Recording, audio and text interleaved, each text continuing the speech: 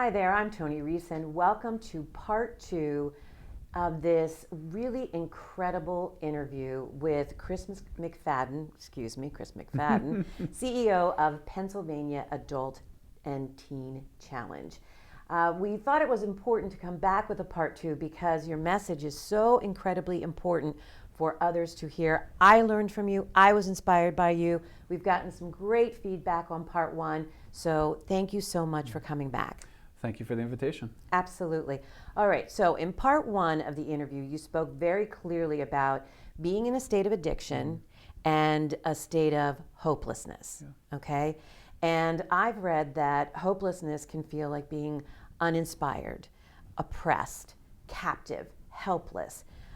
Those are such deep, really sad terms, aren't they? Yeah. And when you're in that state of hopelessness, that could be how it feels. So did it feel that way to you? Did you feel any of those feelings? And if you did, how did it feel? How did it work for you? Yeah, it's a very good question, and the descriptive terms you used are very, very accurate. And I found that to be sort of a kind of a good four-punch combo of feelings that I was definitely experiencing. But the one that really grabbed a hold of me the most out of those is captive. And the idea of being captive, especially in a state of addiction when there's this physical dependency, the thing that I really just relate to the most is the idea of that physical captivity, which kind of created the other things. We're looking then at powerlessness and being uninspired, because it's kind of you're just stuck, and I can picture it being like in a jail cell, and the idea of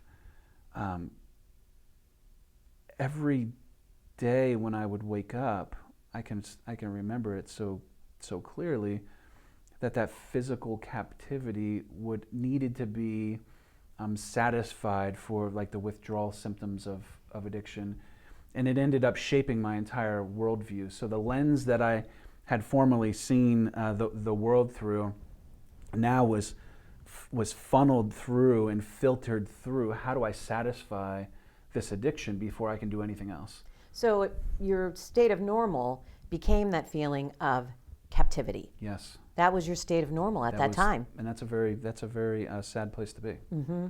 Absolutely. And I like the way that you had spoken about that captivity leading to being uninspired.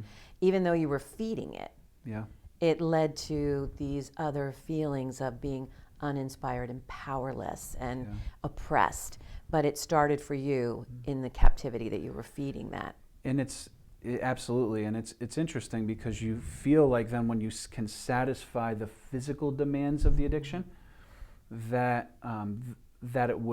it feels like things are normal and better, but you're really just driving yourself further and further into a place of greater powerlessness, and greater being the opposite of inspiration and motivation. All of those characteristics that you described. That feeling that you're chasing to be normal is actually taking you to a place of death and shaping your worldview more and more every single day to dying. And people, you can see when the physical characteristics of what somebody looked like at one point to the place they get to, but in that process, that person believes that they are like okay. But everybody else from the outside world can look and say, you're dying. But you don't see it when you're held captive in that place of desperation. Gosh, what an amazing definition of the invisible obvious. Yeah. It absolutely is. That's amazing. So what was the turning point for you, Kris, that took you out of hopelessness? Was there a series of moments? Was there what was it where you knew you gotta get out of it? I don't know if I ever really found that place intentionally. There were a couple points of leverage that I think were very good for me. Legal system leverage, my family, specifically my mom, leveraging just relationships and the legal system, and me being in trouble and having a couple of those things as motivators to make me be willing to accept a process of at least trying something new, because I did know, I was fully aware that all of the things I had tried before that were complete failures. So I came to a place through leverage, through, like I said, trouble, my mom playing a big role in that, family type of relationships, of saying, we're not going to support you anymore. The legal system saying, we're going to lock you up. Mom saying the word no to me when I needed whatever I needed. And I eventually said, you know what, since I'm kind of out of options, then I'm going to give something else a shot that I had never given before. Mm-hmm. And that's when I entered into this program called Pennsylvania Adult and Teen Challenge. So what I understand here is that you used, I like the word leverage, but you used other people's resources, mm-hmm. right? And you leveraged their resources. Mm-hmm. When those resources ran out and people started to tell you no, mm-hmm. or those resources became a negative, mm-hmm. then you realized you had to rely on your own resources. Exactly. And on the flip side of it, those relationships toward me ended up becoming leverage to make me actually make the decision that I made. So it's a two-way, mm-hmm. but I would say it was stronger on their side to leverage the word no to me and leverage the word you're going to go to jail to me than it was for me running out of stuff. I ran out of options, but it was really because the ending of the process of enabling and things that I was just willing to say, you know what, I mean, I screwed everything else up, and I've made bad decisions every other turn. So let's give something a shot, because I was not necessarily motivated to change internally, but I was willing to give something a try because I knew that what I had and what my resources at that point were ended. Were depleted. They were depleted, and I had really no other place to go. I wonder, when you are moving from hopelessness now to willingness, mm-hmm. right? And you have to move into motivation then. Sure. What's the hardest part? What is the hardest part, did you find to be the hardest part moving through this journey? I think for me to finally just listen to someone else and to let go of my ego that was telling me that I'm still kind of okay, and having that point of having that willingness to take direction from other people, whether that was mom or that was the legal system and everybody else who was around me that could see me and see how much different I looked. I was very thin, and that's not necessarily the case anymore. But I had just come to a place of saying, you know what, I'm just going to take direction, and I'm gonna stop making all the choices, and that's a very, very challenging thing, specifically for me, but I think for a lot of other people too. When I see people that on a daily basis, just willing to take direction and not think that I have all the answers. Does that excuse me? Does that move you from powerlessness to power?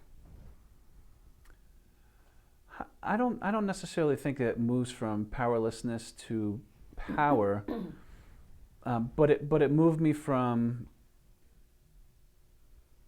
a place of accepting that state of powerlessness to, it was like the catalyst to a process of hope that was about to appear, was when I finally gave up and I recognized my issues. And it kind of put me on the doorstep of that, maybe is a way to say that it began to change and open my mind and my heart to something that was different. Can you recognize when that happened? Absolutely. When I was, it was in 2006. I was locked up, and I had been accepted to go into Pennsylvania Adult and Teen Challenge, and I had to go through all the legal stuff from jail. And the next day, when I had gotten out of there and I went out to the small center that we have out in Pittsburgh, and it took me a couple of months of being willing to take direction, and accepted that, and I embraced that concept fairly quickly. And it was January 1st, so right after the ball had dropped, and that's when I found myself in that small chapel. And I think I've referenced this a little bit in the last episode, but it was at that point where my life, I really accepted those things, internally embraced that I had made a lot of really bad mistakes and was seeking forgiveness, and specifically seeking forgiveness from God. How did that impact your dignity or your self-talk? That it was in a tremendous way, because now I had believed that I believed that I had received forgiveness for all of the stuff that I had done at that point, which then completely turned my my life around. And at that point, I was running full speed in a place of destruction. And now I had recognized that, you know what, I can really do something with my life. And I started running fast as I can, 100 degrees the other way, toward that place of hope, which has developed over the past, that would have been almost 12 and a half years ago. That long? Yeah. So when you're in this hopelessness state, I would imagine that the dignity takes a hit. Yeah. Your self-talk takes a hit. So the journey of willingness, motivation, to purpose, to hope, Yeah.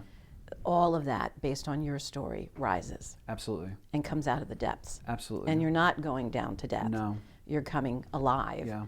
Right? And you're not in captivity anymore. That's true. Right? So you speak about going from hopelessness to hope. Yeah. And to me, and this is also why I'm so drawn to your story, hope is one of the most important words Yeah. in the world to me. Yeah. So how do you keep your hope tank filled?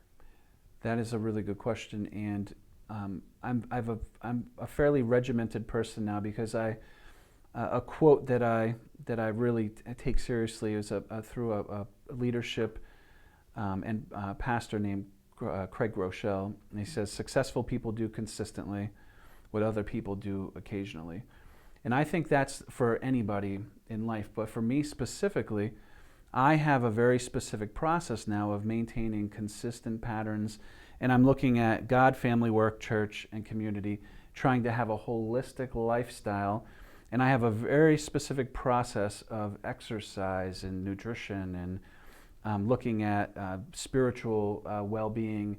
I look at daily affirmations, and I referenced that last time, and I think the daily affirmations has become an extremely important thing for myself, because I'm looking at the way that God sees me and knowing that God loves me and the things that God has given me. And I have to remind myself of those things on a daily basis, because there are plenty of other people and situations that are out there to help remind me of all the bad things about me. And I can be the worst one of those. So building consistency and reminding myself and almost preaching to myself every single day, and I do this every single day, to speak life and purpose and hope over myself, because if I don't do it, there's plenty of people to drive me in a different place. That is such an important point, because you've turned a habit Yeah. into almost a ritual. Yeah. And so my final question to you as we end this, because you've given so much important information here, but I'm struck by something. Would you be able to pinpoint the greatest gift that you've experienced in this journey of hopelessness to hope? What has been your greatest gift with all of this work that you have done? Can I give you two? Sure. Well, the first one for me, and it's without a shadow of a doubt, is that night in 2007 where I had sought forgiveness from God and received that forgiveness, and believed that my life internally was changed from that point moving forward, was the greatest gift without a question that I have received in this process, which completely reoriented my entire worldview perspective. It changed the way that I see the world.